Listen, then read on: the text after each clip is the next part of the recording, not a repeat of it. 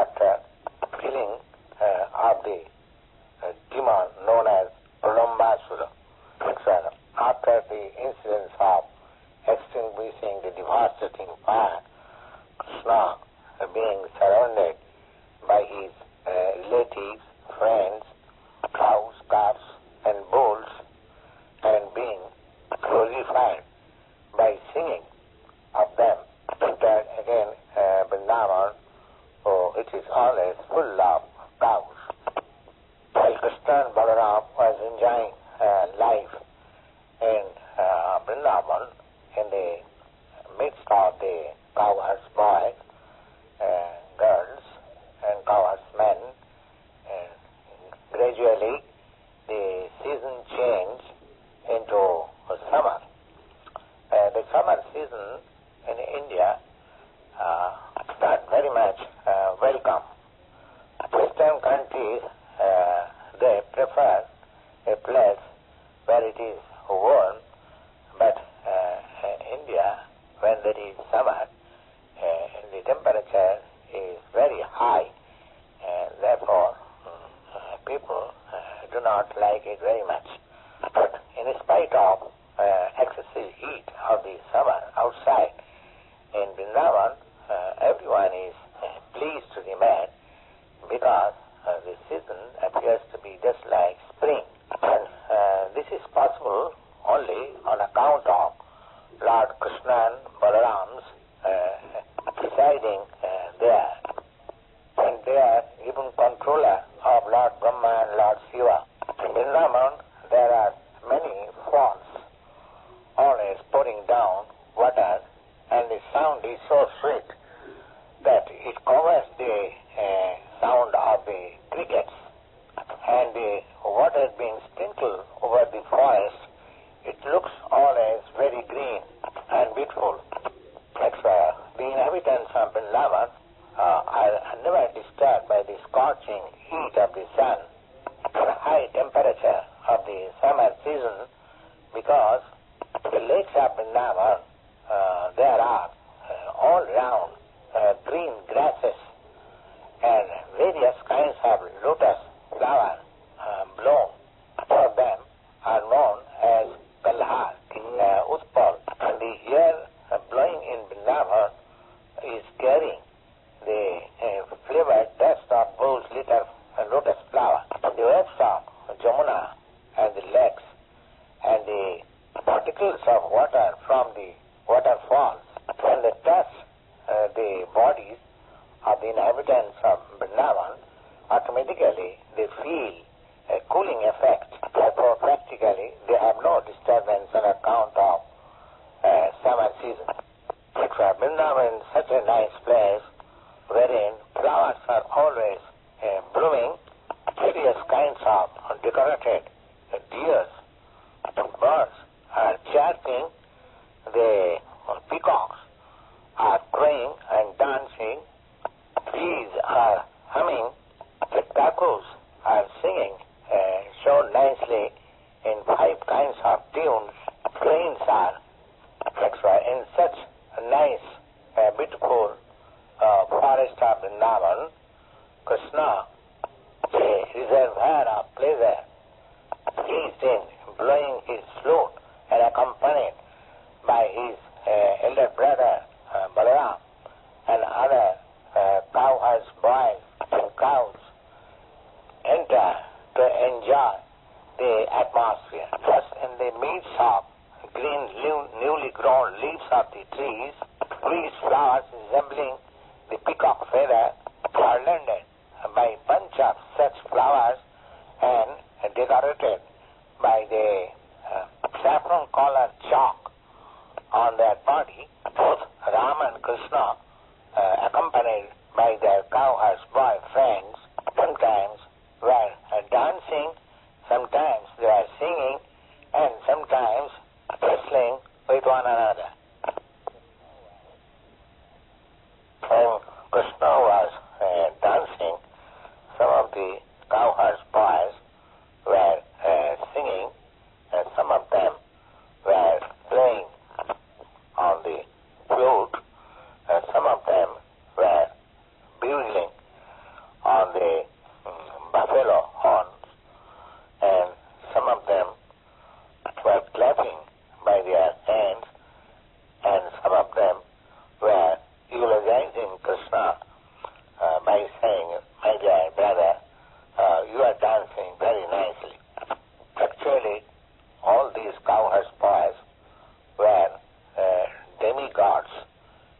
descended from higher planets to assist Krishna in his pastimes. Now, all these demigods are caught in the dress of the cowherd's boy, were encouraging Krishna in his dancing as if one artist eulogizes another artist. Both Rama and Krishna, up to that time, there was no haircutting ceremony. Therefore, their bunch of hair was clustered around like the crow's hair, and they were playing with their cowherd's boy friends, sometimes hide and seek, sometimes tug of war, sometimes jumping, sometimes fighting with one another, sometimes while other friends were chanting and dancing, Krishna was eulogizing them with such words as, my dear friends, you are dancing and singing very nicely. Sometimes they were playing balls, catching within the grips such fruits as bale and amloki. Sometimes they were playing like blind bees, challenging, touching with one another, and sometimes they were imitating the forest deers and various kinds of birds. Sometimes they were joking one another by imitating the crowing sound of the frogs, and sometimes they enjoyed swinging underneath a tree. Sometimes they would play like king and his subjects amongst themselves. In this way, Rama, Krishna, along with all their cowherds, boy friends, played all kinds of recognized sporting, enjoy the soothing atmosphere of Vṛndāvana, which was full of river, lakes, rivulets, fine trees, excellent fruit and flower gardens. This way were all the cowherds, boys, and Ramakrishna had engaged in their transcendental pastimes. One great demon of the name Pralambāsura entered in their company with a desire to kidnap both Rama and Krishna from their company. Krishna, however, although he was playing the part of cowherd's boy, still he is the Supreme Personality of Godhead and could understand everything, past, present, and future. As such, on Pralambāsura's entering in their company, he began to think of how to kill the demon.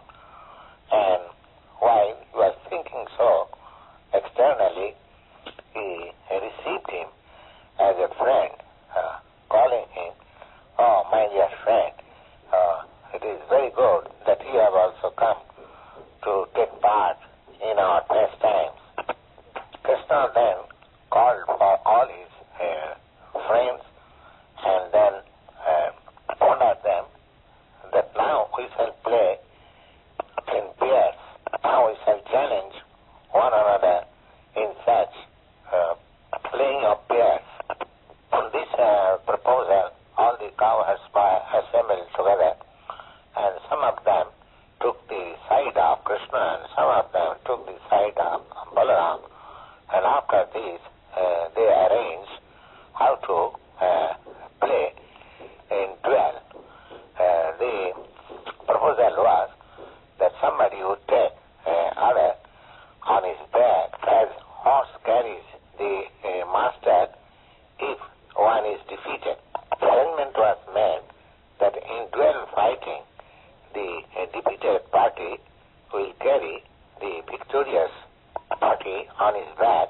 In this way, they began playing, at the same time taking attention of the cows, and they began to proceed through the forest which was known as Vṛndāvana. In that sport, the party of Balarāma, accompanied by Siddham and Bishop, became victorious, and the party of Krishna, helped by other boys, had to take each of them on their back.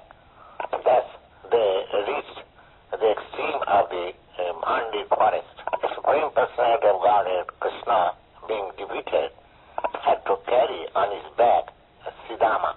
Similarly, Bhadrasen carried Bishop, and imitating them, the Pralambāsura, who appeared there as a cowherd boy, had to carry Balarāma on his back.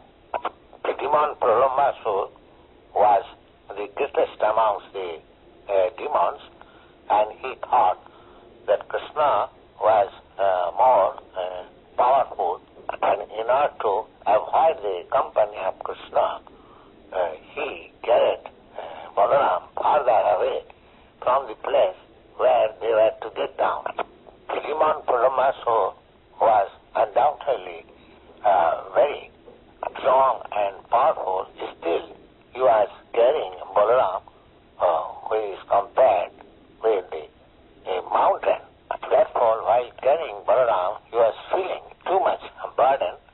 Now he began to assume his real form of demon. Just when he appeared as in his real feature, he was decorated with golden helmet and earrings. Thus appeared just like the cloud with lightning lines over it, carrying the moon on the head. At that time, Balarāma observed that his body was expanding up to the limit of the cloud, and his eyes were dazzling like blazing fire, and his cheeks were decorated with sharpened teeth, and his helmet and earrings began to appear like fiery brightness. Baladev was for the time being surprised by such appearance of the demon, and began to think himself, how is it that the carrier has changed his everything all of a sudden?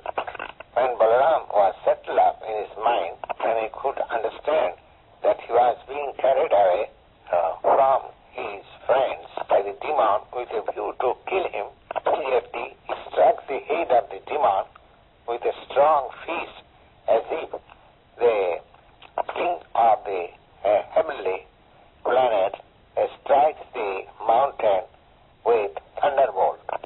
Thus being stricken by the fist of Balarāma, the demon fell down, just like a snake smashed on by his head, and he was vomiting blood from his mouth, and immediately the demon became unconscious and fell down, making a great sound as if a great hill was falling down, being struck by the thunderbolt of King Indra.